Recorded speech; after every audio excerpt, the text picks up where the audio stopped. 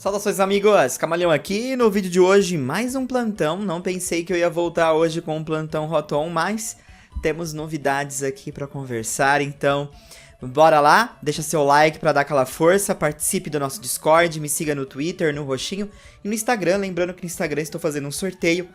Passa lá. Bom, vamos lá então para as novidades. Em 2019, contávamos com o lançamento dos jogos Sword and Shield, inaugurando a 8ª geração dos jogos Pokémon no Nintendo Switch. A 8ª geração foi uma geração um pouco diferente quanto a vazamentos de informações, ou até mesmo divulgação da própria equipe da Nintendo e da Pokémon Company. Não só isso, o público já havia ficado um pouco decepcionado e chocado com o anúncio do corte da National Dex, mas também das entrevistas um pouco quanto contraditórias e lotadas de polêmica. Porém, antes do lançamento dos jogos, tivemos um vazamento de informação fora do comum. Um vazamento que revelava imagens inéditas de um possível databook ou guidebook ainda não lançado na época. Não só isso, imagens inéditas de gameplay também haviam sido vazadas. E depois foram encontrados os responsáveis pelo vazamento da gameplay.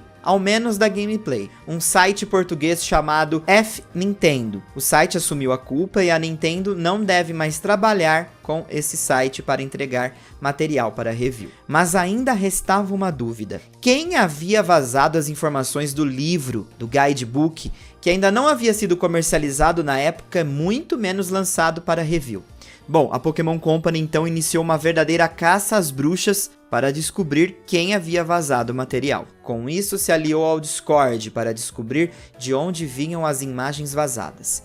Eis que chegaram à fonte, um servidor do Discord onde 2 pessoas compartilharam as imagens. Durante a investigação, a Pokémon Company descobriu que um dos réus era funcionário da empresa que imprimia os guias e foi o responsável por produzir as fotos. Enquanto isso, a outra pessoa ficou encarregada de compartilhar as imagens com outros usuários no Discord e assim as imagens foram publicadas pelo mundo todo.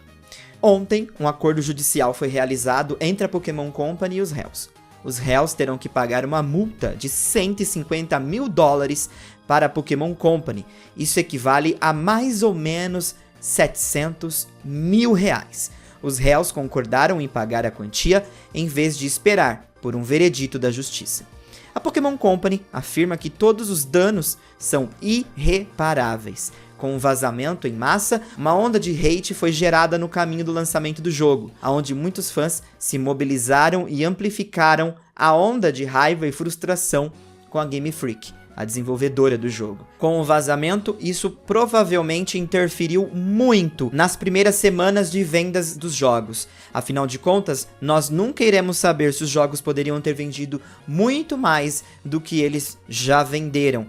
E, consequentemente, a Nintendo acredita e a Pokémon Company que os danos aqui são de fato irreparáveis. Independente do seu gosto ou não pela 8ª geração, uma coisa é fato: esses vazamentos foram de fato criminosos e, obviamente, envolviam um conteúdo na época ainda confidencial. E, obviamente, a Nintendo e a Pokémon Company vão proteger ao máximo o seu conteúdo confidencial. Isso sem dúvida. Então, essas 2 pessoas foram processadas e agora cada um deles terá que pagar $150 mil para a Pokémon Company por esses danos irreparáveis. Agora eu quero saber de você, como você foi afetado pelo vazamento na época? Seu hype aumentou? Diminuiu?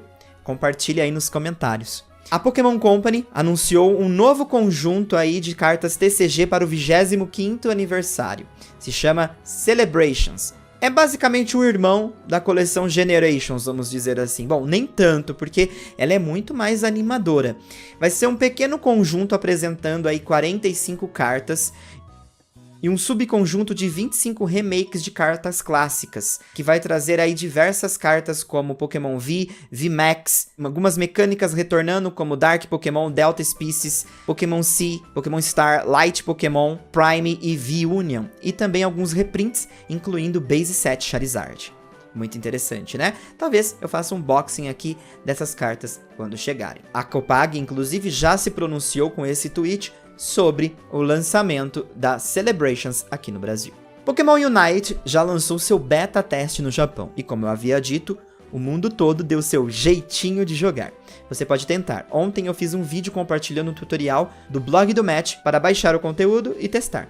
Passa lá, é só clicar aí no izinho, depois desse vídeo, tá bom? Como previsto, o problema com o ping é real. Logo, você provavelmente vai enfrentar sim problemas de lag durante a sua gameplay, já que o beta teste está sendo realizado em servidores do Japão.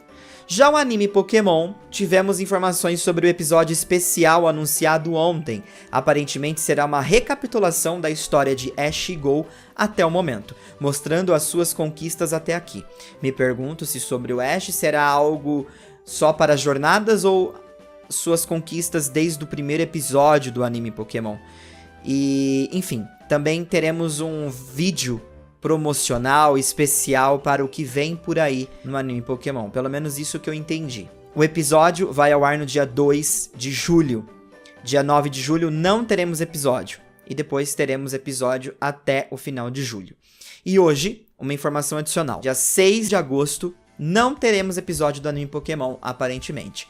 Porém, talvez pode acontecer aí dessa situação mudar, mas até o momento, aparentemente, não teremos episódio no dia 6 de agosto. Que situação, hein? Qualquer informação adicional, eu volto aqui para informar vocês. Por fim, eu quero terminar esse plantão com um assunto que nós começamos nesse vídeo, sobre a forma como a Pokémon Company, a Nintendo, estão liberando informações na 8ª geração. A 8ª geração, eu preciso ser muito sincero com vocês, ela foi uma geração que eu não gostei tanto em relação a comunicar. Eu acho que a comunicação com a 8ª geração foi bem estranha. Eles não divulgaram tantas informações, até mesmo revistas que costumavam a ter informações que eles, obviamente, queriam revelar, não acabavam revelando, nada tão interessante, então não tínhamos uma comunidade aquecida pelo hype.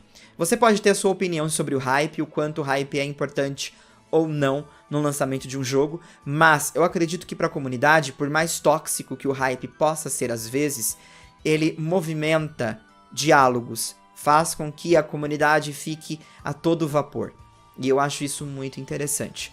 Mas a 8ª geração, acho que desde a pré-8ª geração com Let's Go, nós tivemos entrevistas esquisitas, divulgações de forma bem estranhas.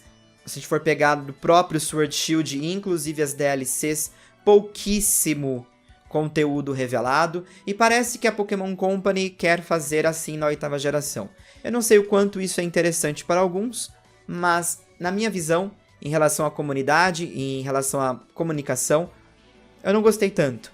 Eu não fiquei tão animado como eu fiquei, por exemplo, na 6ª geração e até mesmo na 7ª geração. Bom, queria saber a opinião de vocês sobre esse tópico. Me diga aí nos comentários também. No mais, Camaleão vai ficando por aqui. Um forte abraço para vocês. Toda a gratidão do mundo em relação a vocês acompanharem as informações por aqui.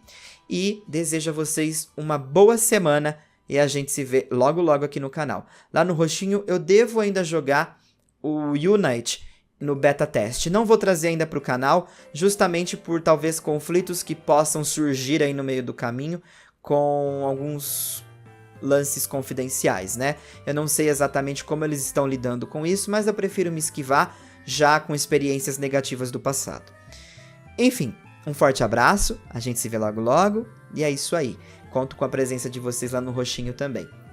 E, bom, sobre o episódio do anime Pokémon ser uma recapitulação, eu não me animei muito, mas eu quero ver esse vídeo final aí que pode ser revelador. Pelo menos isso, né? Um forte abraço, a gente se vê logo logo.